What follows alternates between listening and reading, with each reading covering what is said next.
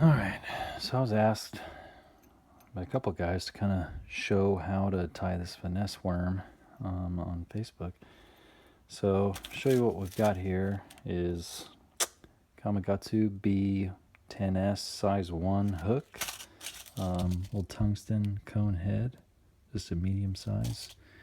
And I've already got that basically laid out here, and this is just a 200 gel spun.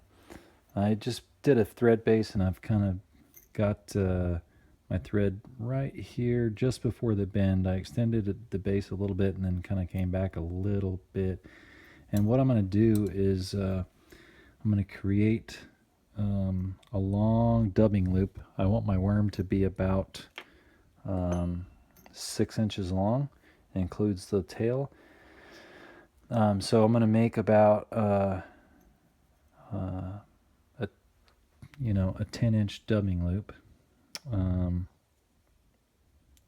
So let's see, this is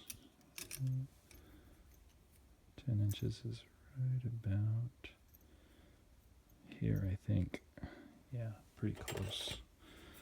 Get a ruler on that and see.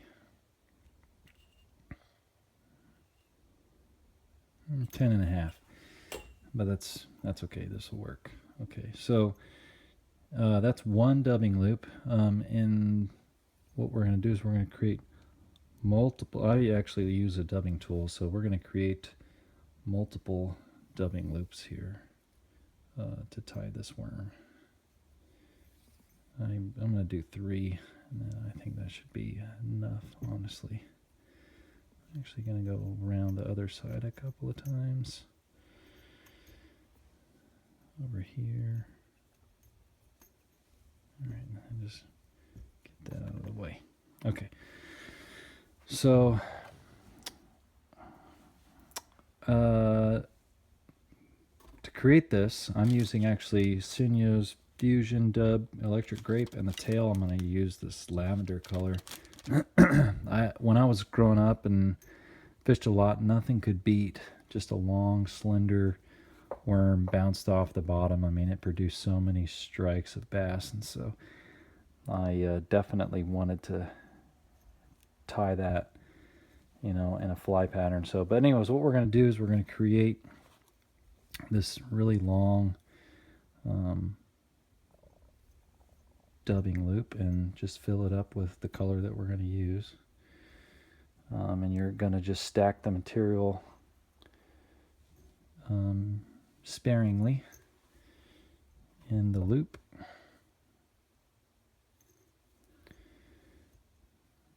This actually ties pretty fast,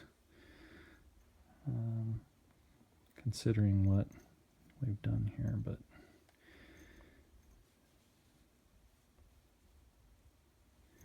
and then we're going to come back and brush it, and a lot of dubbing is going to fall out, but that's okay.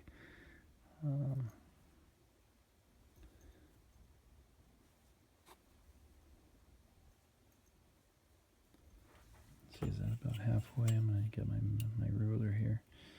So yeah, so that's about 5 inches or so.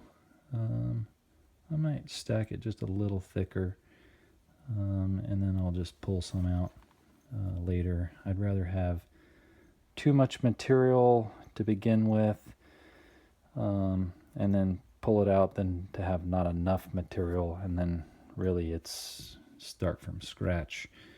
So it's okay to have more material than you actually need.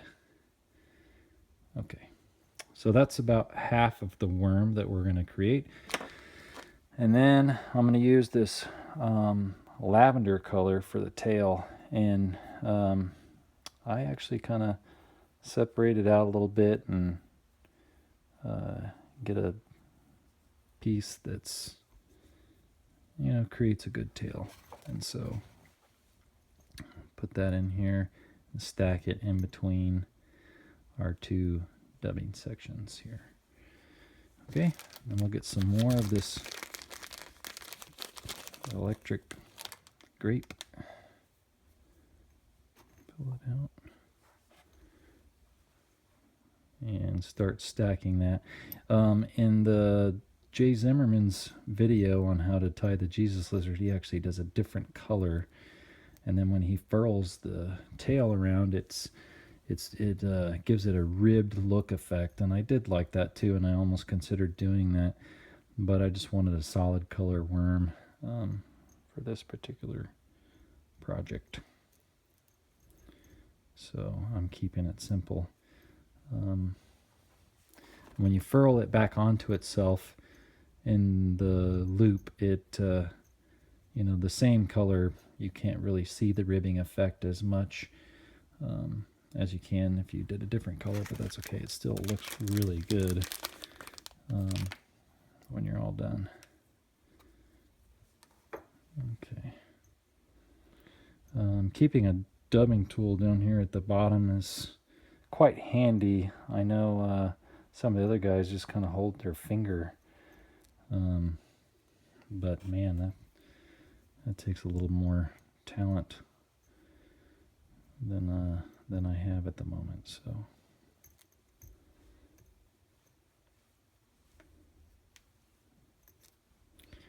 anyways, we'll keep stacking this material in there.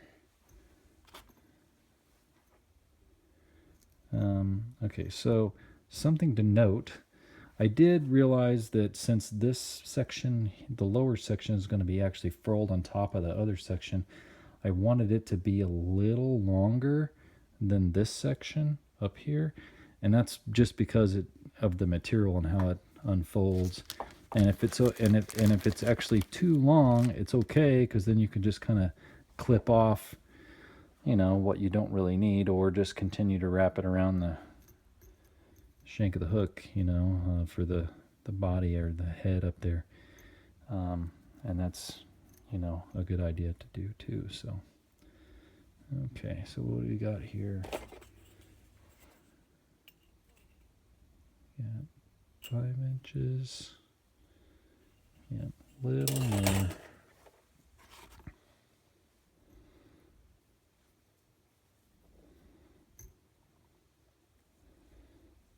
Okay. Hopefully that is enough material in the upper section. I think it will be. Okay, now we're just going to start spinning our worm here with the dubbing tool.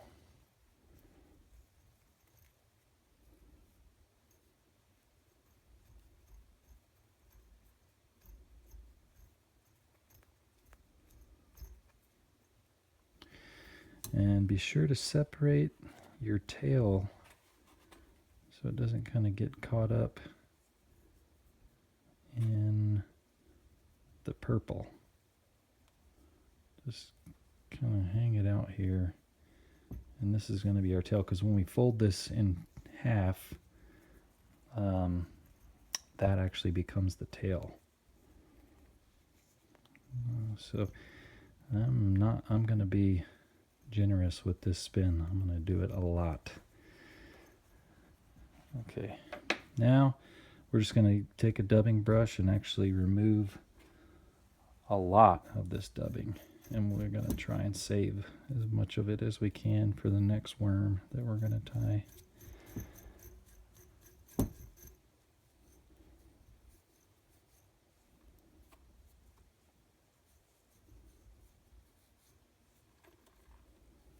Hopefully this video comes out. I'm actually just using a harmonica holder to hold my phone, so I'm not yet even really looking at it. I play guitar and harmonica, so I'm using this, another tool, to kind of help me show how this is done. Okay. See, look how much material I've removed. I mean, I could almost tie another worm with that.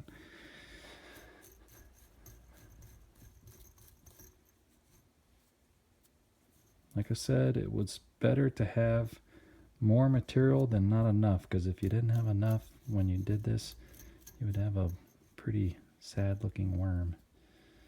But we want it to be very dense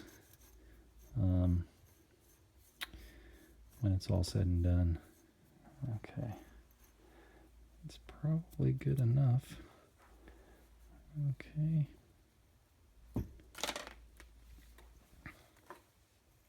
I don't know if I lost some spin or not while I was doing that. I accidentally let go of the dubbing loop tool, but I'll go ahead and continue spinning it some more. It's not a problem.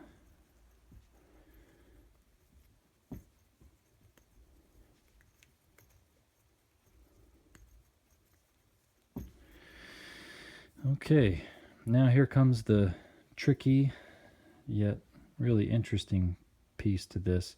So we're going to furl this dubbing on top. So see how I kind of grab the tail right there? Actually, I'm going to, oh, don't lose my twist. We're going to grab the tail, and what we're going to do is start spinning the tail to where this dubbing just rolls right back onto itself. And I did it rather tight for me, but you could probably go a little further out. But remember I said I wanted that other piece to be a little bit longer. See how it keeps losing distance as we keep wrapping it around?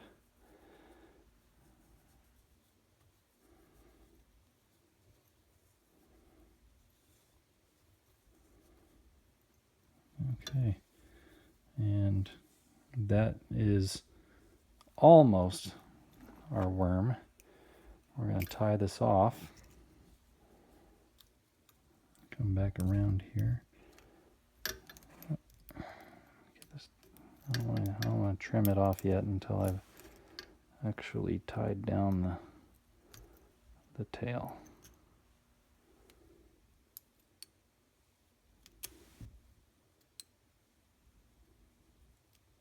Okay. Hopefully you guys can see that. Okay. So I will just then take the dubbing tool loop out and tie this down a little tighter.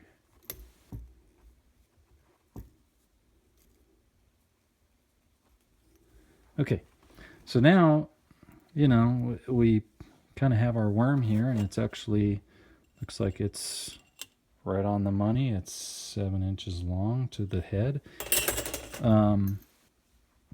What I do from this point is I actually just tie another dubbing loop. I put more dubbing in, and I wrap it around as you would do, like, say, a woolly burger, and put a weed guard in it. But what I'm going to do instead is kind of continue this video, and I'm going to show you how to like clean up the worm and make it look really nice and compact. But I basically use the brush some more and kind of bring the material to one side, and then I use my scissors and just trim it